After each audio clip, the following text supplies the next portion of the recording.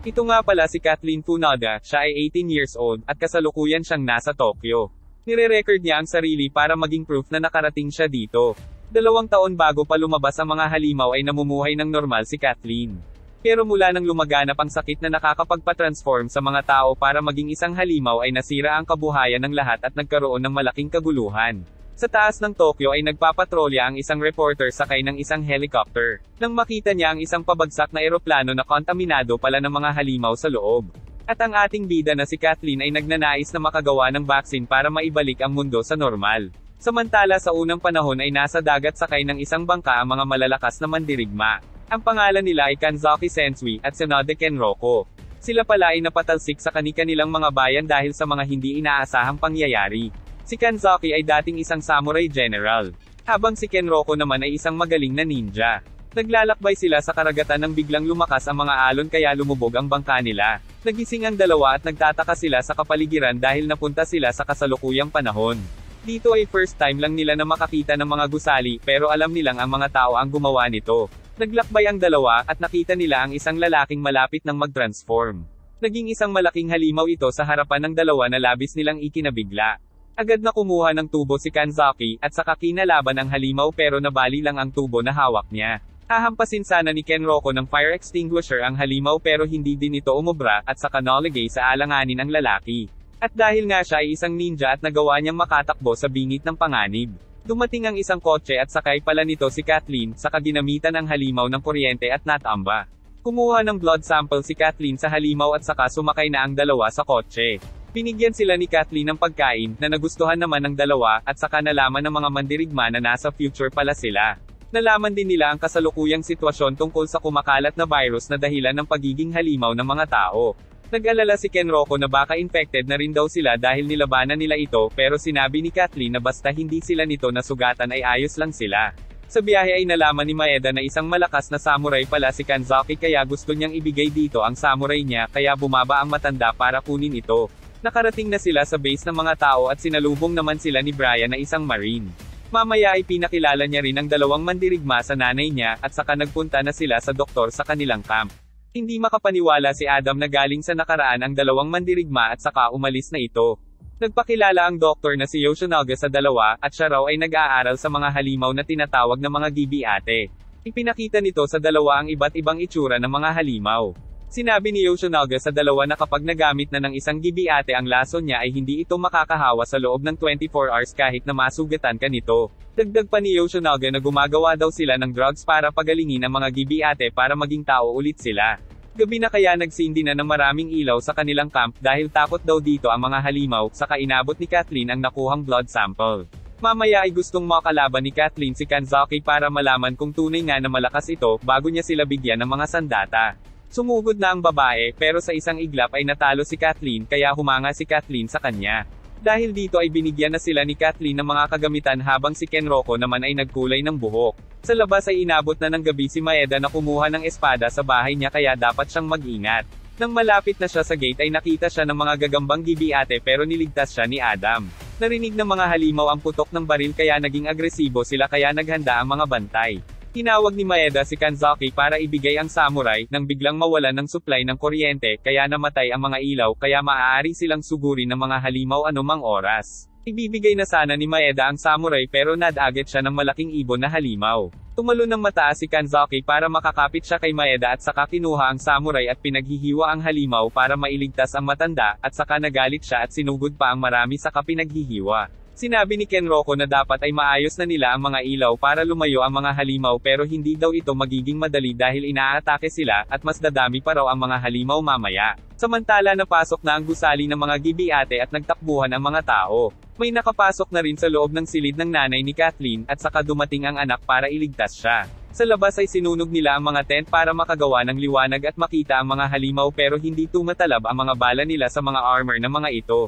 Nakita ni Kenroko na hindi sapat ang liwanag na nanggagaling sa apoy, at may nakita siyang mga cable na ginamit para pumaslang ng malaking gibi-ate. Dadagitin na sana si Adam ng halimaw pero niligtas siya ni Kanzaki, at saka nagpaiwan ito ng mag-isa, saka pinuntahan na nila Adam sila Kathleen para iligtas. Nagwala si Kanzaki Sensui at nakita nila Kenroko kung paano nito paslangin ng walang kaawa-awa ang mga halimaw.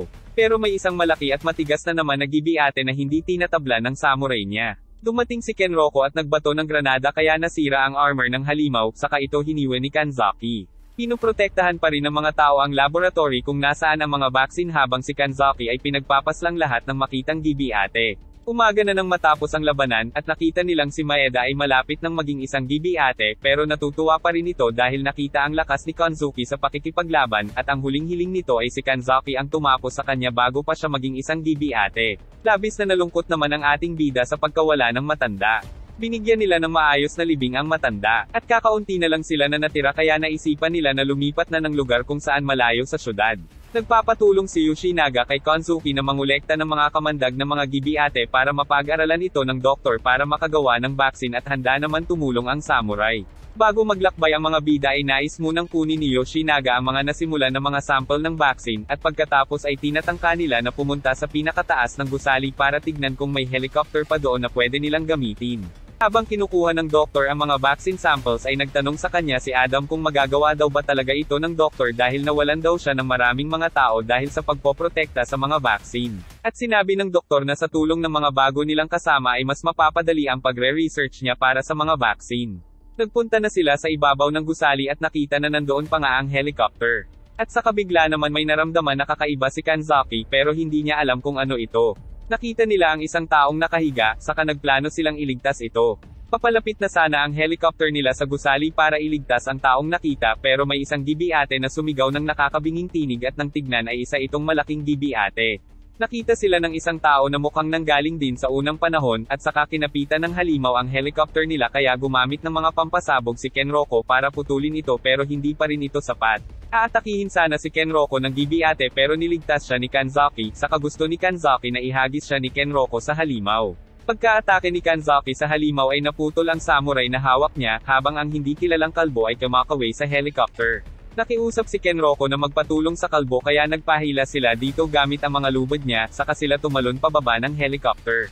Pagtalo ni Brian ay inatake siya ng sapot ng gibi-ate at tinamaan siya sa binti pero binaril ito ng doktor. Nagpakilala ang kalbo na siya daw si Onikura, at isa daw siyang monk. Samantala si Kanzuki ay nahihirapan sa malaking halimaw dahil sa naputol ang kanyang samurai kaya pinabagsak ni Kenroko ang helicopter dito sa kasumabog, at nag-alala si Kanzuki sa kaibigan pero ito ay nakaligtas. Nagpasalamat si Kanzaki kay Onikura sa pagliligtas nito kila Kathleen, at nag-check daw sa palapag na iyon ang doktor at wala daw bakas ng gibi-ate kaya dito muna sila magpapalipas ng gabi. Napag-usapan naman ng magkaibigan kung anong klase daw ba na gibi-ate ang nakaharap nila, at sinabi ng doktor na ito daw ay isang meteora, at mas malakas daw talaga ito sa mga normal na gibi-ate, at saka hindi din ito takot sa liwanag.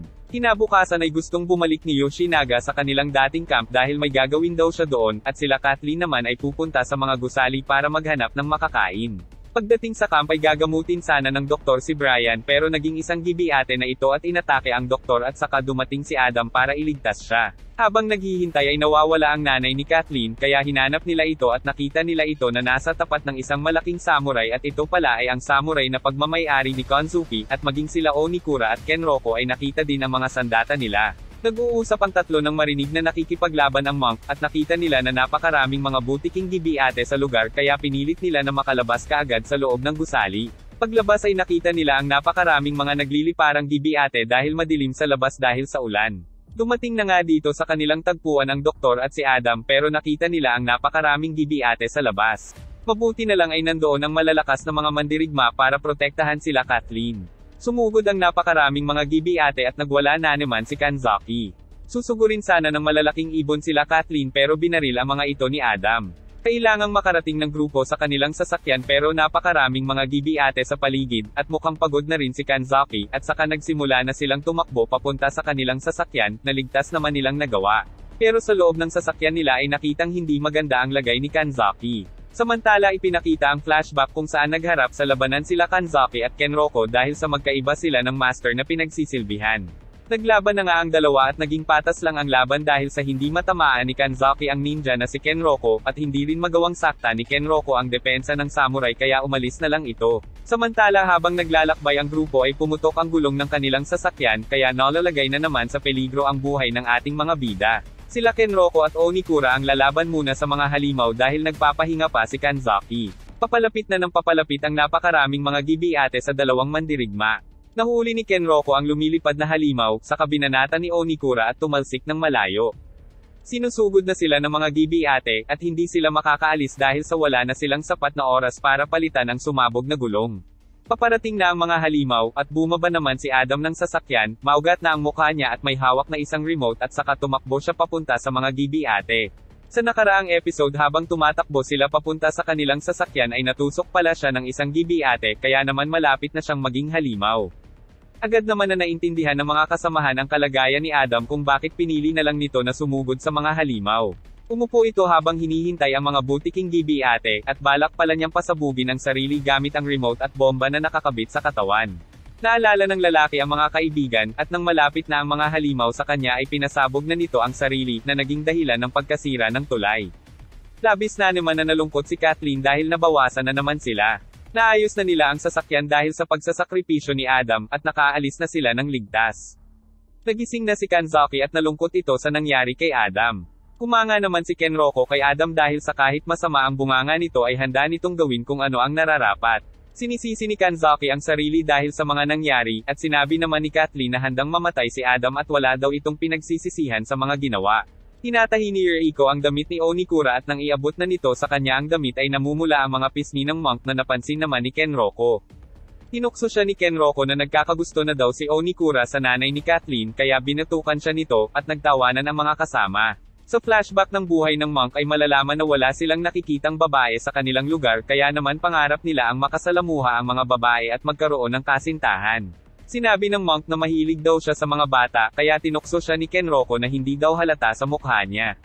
Dagdag pa ni Kenroko na ito daw pala ang dahilan kaya concern ng monk kay Kathleen at depensa ng monk na anak daw ang turing niya sa dalaga.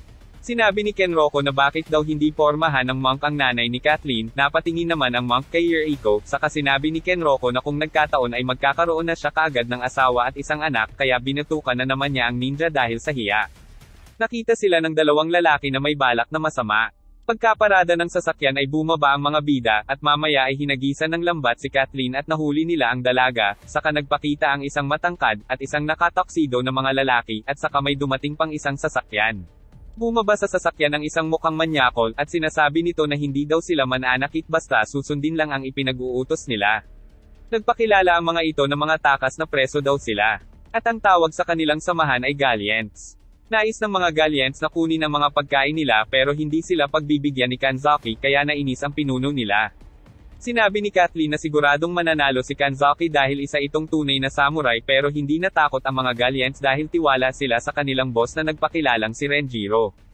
Naglabas din ito ng samurai, saka sumugod ang loko, sa pag-aakalang mananalo siya kay Kanzaki pero nagulat ang kanilang grupo sa nangyari.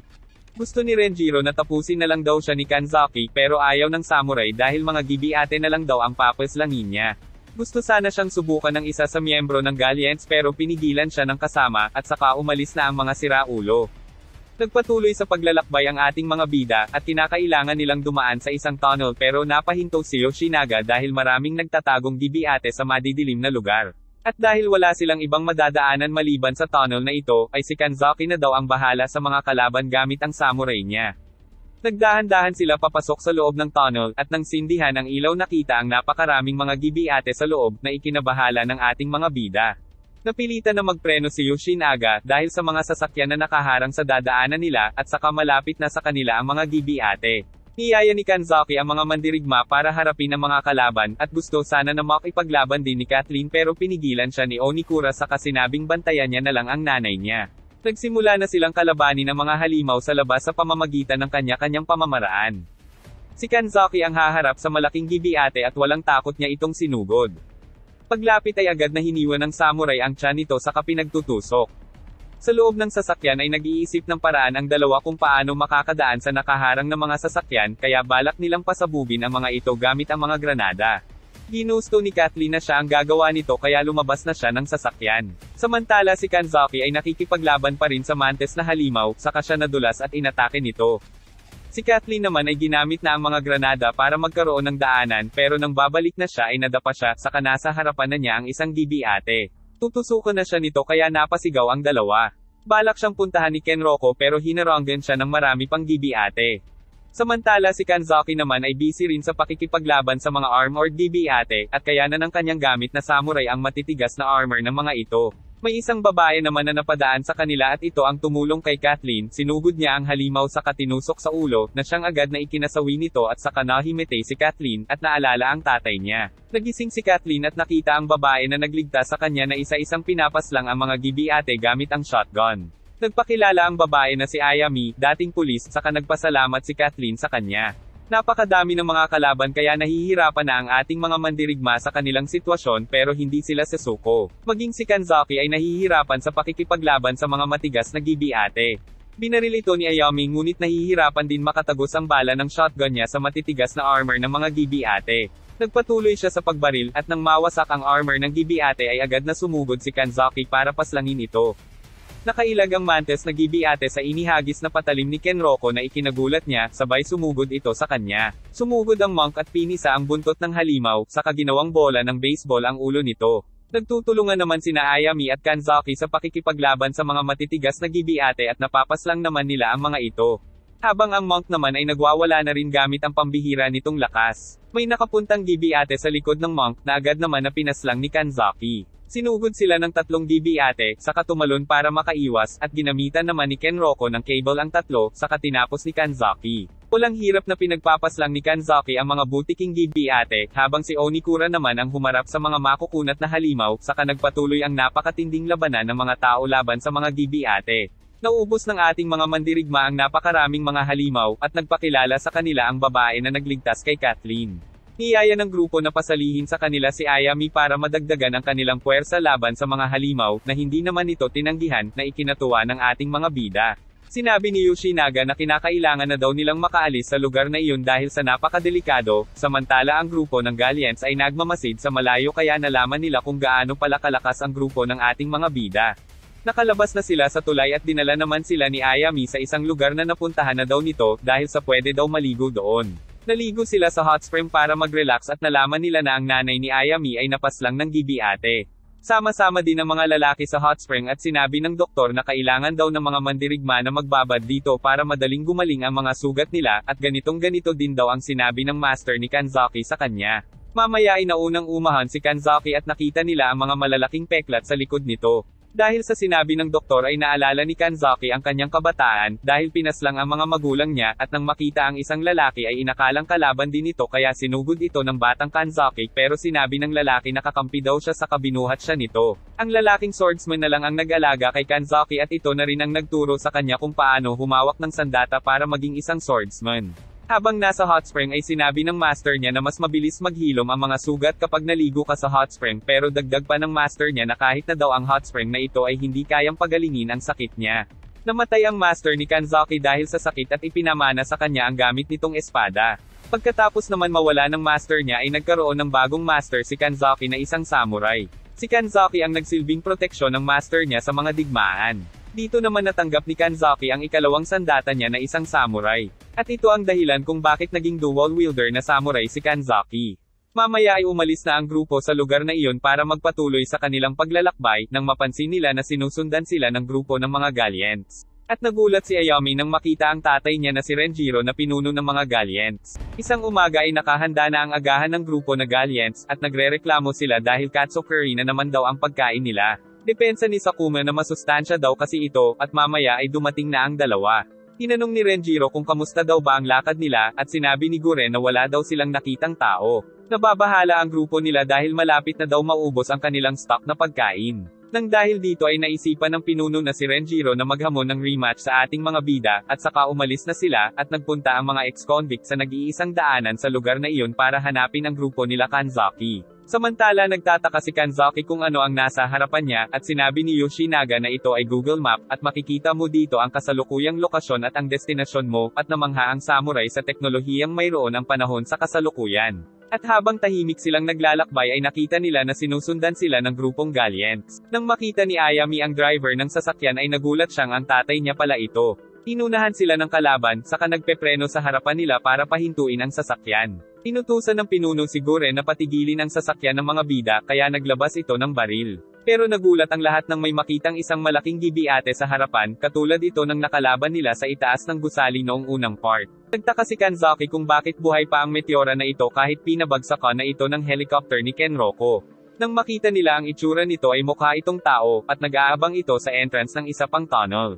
Sinubukan itong barilin ni Guren pero hindi tinatablan ang matigas na balat nito. Nagalit ang Gibiate kaya nag-transform ito at nagkaroon ng mga matutulis na sandata sa katawan at naging kamukha ng dinosaur ang mukha, at ikinagulat ng lahat ang nasaksihan. Nagpreno ang grupo ng Gallients pero nasa harapan nila ang Meteora Gibiate, saka parang laruan na hinagis lang nito sa ere ang sasakyan nila. Sumugod na ang Meteora papunta sa sasakyan ng mga Gallients, at nagpreno na rin si Yoshinaga. Nang tatapusin na sila ng Meteora gamit ang matutulis nitong mga kuko ay dumating si Kanzaki para iligtas sila, samantala ang monk ang magliligtas sa mga loko sa loob ng sasakyan at saka tumalon ng mataas si Kenroko para talian ang katawan ng Meteora pero nahihirapan ang ninja dahil sa lakas ng halimaw kaya naputol nito ang mga cable ng ninja. Naghanda ang dalawa sa papalapit na Meteora Gibiate nang mapansin ni Kenroko na ang Meteora ay naiiba kumpara sa maliliit na Gibiate dahil parang may isip ito, at hindi rin ito namatay kahit na nahulog ito sa mataas na lugar ng pinabagsakan niya ito ng helicopter kaya iniisip nila kung paano patayin ang Meteora. Umatake si Kanzaki pero matigas ang armor nito kaya napaatras siya, tinalian ni Kenroko ang isang paa nito, at nailigtas na ni Onikura ang lahat ng mga Galliant. Sa loob ng sasakyan ay tinanong ni Eureka si Ayami tungkol sa tatay nito, balak niya palang arestuhin ang tatay niya, at kung mapapas lang daw ito ng Gibiate ay ayos lang daw sa kanya. Kinukumbinsi ng mag-ina si Ayami na tulungan ang tatay niya kaya naalala nito ang nakaraan, noong naging isang Gibiate ang kanyang ina. Samantala sumugod na naman si Kanzaki pero hindi talaga kaya ng sandata niya ang matigas na balat nito, saka nagbato ng shuriken na may pambasabog si Kenroko sa mukha ng halimaw. Sumugod ulit ang Gibiate at pinigilan ito ng monk sa kahinagis, at nagulat ang mga mandirigma nang mapansin na parang nagsasalita ang halimaw. Pinapagtulungan ng tatlo ang halimaw, at saka pinahabol ito ni Kenroko sa kanya. May nakitang isang kotse si Ayami, saka pinaandar niya ito ng mabilis papunta sa halimaw kaya tumalsik ito papunta sa ilog kasama ang kotse, habang ang babae ay nakatalon bago mahulog sa ilog, at saka tuluyan ng tinangay ng malakas na agos ang Meteora. Natuwa ang mga kasamahan ng tatay ni Ayami sa kanya dahil sa pagtalo sa Meteora pero kinumpronte nito ang tatay niya dahil sa mga mali nitong ginagawa. Nagtanong ang tatay niya kung nasaan na ang kanyang ina, at sinabi ni Ayami ang katotohanan na pinatay ito ng Gibiate, at dagdag pa ng babae na ang kalaban nila ay ang mga Gibiate at hindi ang mga tao, kaya sa mga Gibiate dapat maghiganti ang tatay niya. Sinabi ni Ayami na kahit daw arestuhin niya ang mga ex-convict ngayon ay wala na naman daw kulungan kaya pinapaalis niya na lang ang mga ito sa kanyang harapan, at wag na daw magpapakita sa kanya kahit na kailan, samantala ay bigla naman na natumba si Kanzaki. Mamaya ay umalis na ang dalawang grupo sa lugar na iyon ng mapayapa. Si Kanzaki ay nagtamo ng malaking pinsala sa katawan kaya sinabi ni Eureka na kailangan daw nilang huminto sa isang lugar para makapagpahinga ito ng maayos sa loob ng 2 hanggang 3 araw. May nakitang isang food factory sa mapa si Ayami kaya doon na ang susunod na destinasyon ng ating mga bida. Nakarating na sila dito at may mga Gibiate sa loob pero agad silang pinaslang ni Ayami, pagkatapos ay tulong-tulong sila na naghanda ng matutulugan ni Kanzaki. Mamaya ay may Gibiate pa pala na natira, at natusok nito si Eureka sa kanyang paa. Napatingin siya sa anak na walang kaalam-alam sa nangyari, at nang mapalingon si Kenroko ay nagulat siya sa nakita kaya siya napasigaw kaya napatingin na rin ang mga kasama at nakita ang malagim na pangyayari. Pinaslang kaagad ni Kenroko ang Gibiate at saka tumakbo kay Eureka. Hindi makapaniwala si Kathleen sa nangyari at sinabi naman ni Yoshinaga na merong tsansa na may nauna nang natusok ang butiking Gibiate sa huling 24 oras kaya may tsansa na hindi maging Gibiate si Eureka.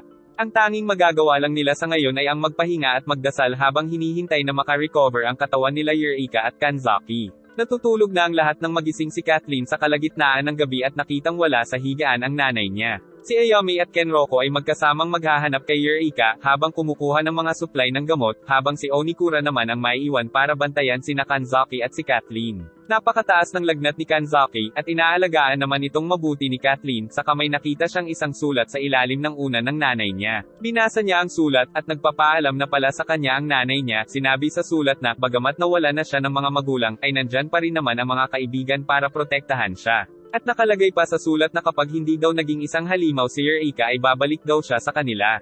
Samantala habang naglalakad naman ang dalawa ay sinisisi ni Ayami ang sarili dahil sa hindi niya naubos ang lahat ng butiking Gibiate pero pinalakas ni Kenroko ang loob nito, saka nagyaya na bilisin na nila sa gagawin.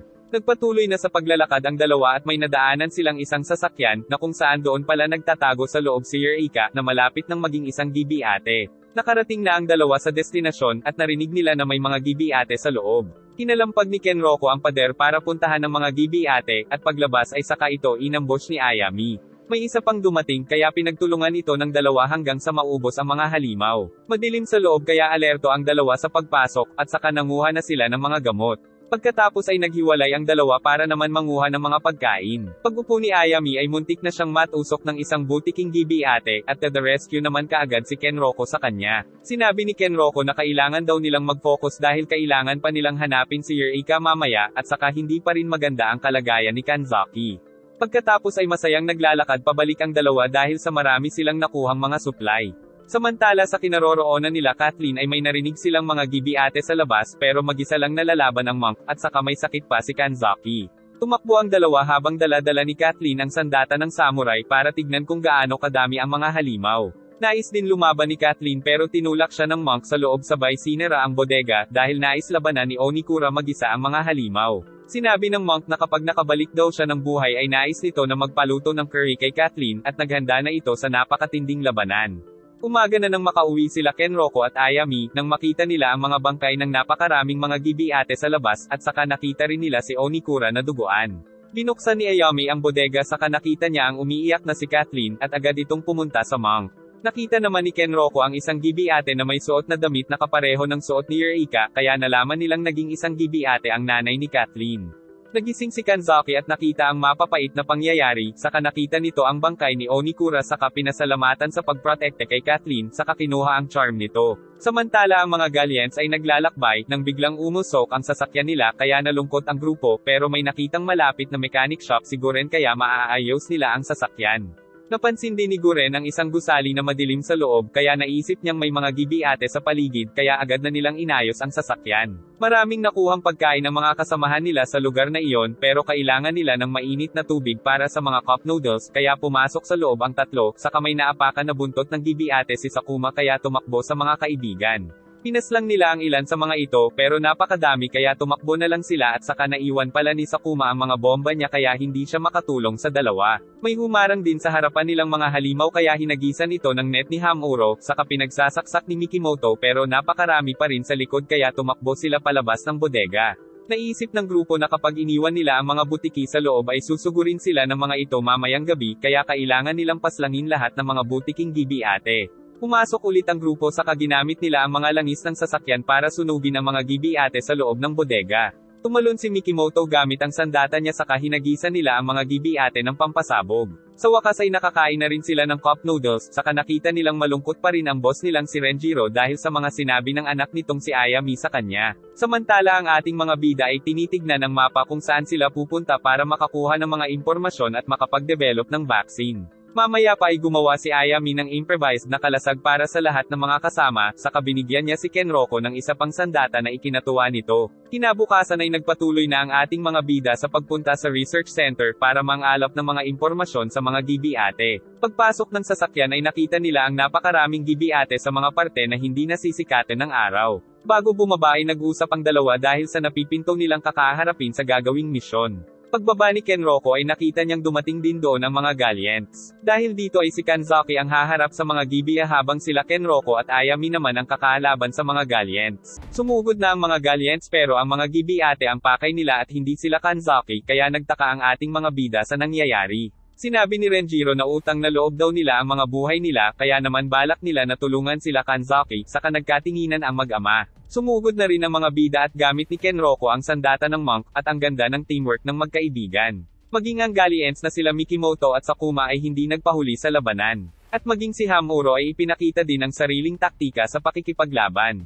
Saka sinagasaan ni Guren ang mga gibi-ate sa daan. Ganadong-ganado makipaglaban ang lahat, at nailigtas naman ni Renjiro ang anak mula sa isang gibi-ate sa likod nito, at saka lumaban sila ng magkasama. Nang dahil sa pagtutulungan ng mga tao ay naubos nila ang napakaraming mga gibi-ate sa lugar, at tinanong naman ni Kanzaki kung magaling na daw ba ang injury ni Renjiro, at sinabi naman nito na okay lang daw siya. Nakipagkamay si Kanzaki sa pinuno nila at hindi naman ito tinanggihan ni Renjiro, at nang dahil dito ay naging magkakampi na ang dalawang grupo, kaya natuwa sila Kathleen.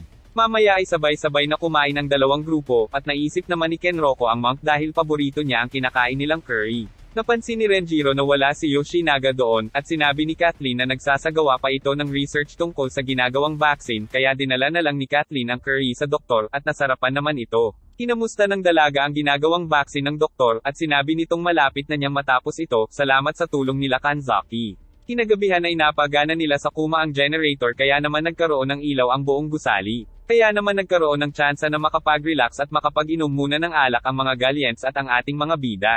Ang doktor naman ay patuloy sa pangangalap ng mga sample para sa ginagawang vaccine, at nagpaturo si Kenroko sa mga pampasabog. Kinabukasan ay ginising ni Ayami ang tatay niya at nagulat siya dahil nasundan na naman sila ng Meteora Gibiate sa labas at natakot siya ng sobra dito dahil ito ang Gibiate na muntik ng pumaslang sa buong grupo nila. Samantala ang doktor ay nagsasagawa pa rin ng experiment para sa vaccine kaya naman kailangan nilang protektahan ang lugar. Si Kanzaki at Kenroko ang haharap sa Meteora habang backup naman sila Ayami at Guren. Sumugod si Kenroko at hinampas siya nito, at si Kanzaki naman ay hindi umuubra ang sandata sa makapal na balat ng Meteora. Gumamit ng kadena si Kenroko para limitahan ang kilos nito pero nadala siya nito at nahampas ng buntot. Hinampas nito si Kanzaki kaya pinagbabaril ito nila Guren at Ayami, saka hinagisan ng bomba ni Sakuma, at nagulat sila dahil hindi ito tumalab sa Meteora. Tumalo ng halimaw papuntang second floor kaya pinagtulungan itong hatakin nila Kanzaki at Kenroko gamit ang kadena pero naputol ito ng Meteora at saka sumugod kila Guren at Ayami. Sinabi ni Kenroko na sa gitna ng mga mata nila barilin ang halimaw kaya napapaatras nila ito.